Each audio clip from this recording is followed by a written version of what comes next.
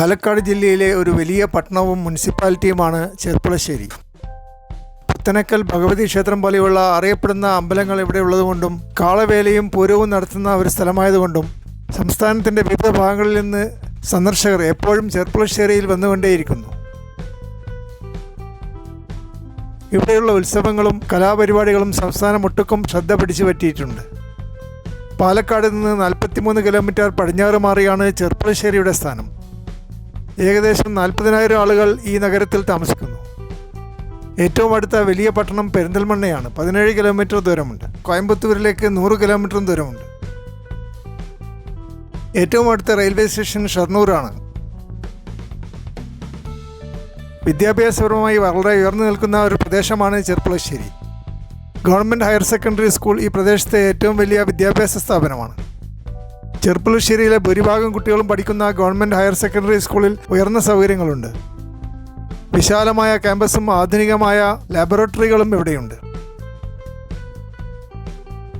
അതുപോലെ ideal training college B.Ed course offer ചെയ്യുന്നു. Malabar polytechnic college ചെർപ്പുളശ്ശേരിയിലുണ്ട്. അതുപോലെ കേരള മെഡിക്കൽ കോളേജും ഇവിടെ സ്ഥാപിച്ചിട്ടുണ്ട്. MES കോളേജും ചെർപ്പുളശ്ശേരിയിൽ അറിയപ്പെടുന്ന ഒരു വിദ്യാഭ്യാസ സ്ഥാപനമാണ്. മലബാറിലെ ശബരിമല എന്നാണ് ചെർപ്പുളശ്ശേരി അറിയപ്പെടുന്നത്. അതിന് കാരണം അയ്യപ്പൻകാവ് ക്ഷേത്രം ഇവിടെ ഉള്ളത് കൊണ്ടാണ്. പട്ടിയും കുട്ടയും മുറങ്ങളും കുടയും പരമ്പുകളുമായി അയ്യപ്പൻകാവ് ഉത്സവത്തോടനുബന്ധിച്ച് ആദിവാസികൾ ഇവിടെ എത്തിച്ചേരാറുണ്ട്. ചെണ്ടയും താളവുമായി മിക്കവാറും എല്ലാ ആദിവാസികളും ഈ ഉത്സവത്തിൽ പങ്കുകൊള്ളുന്നു.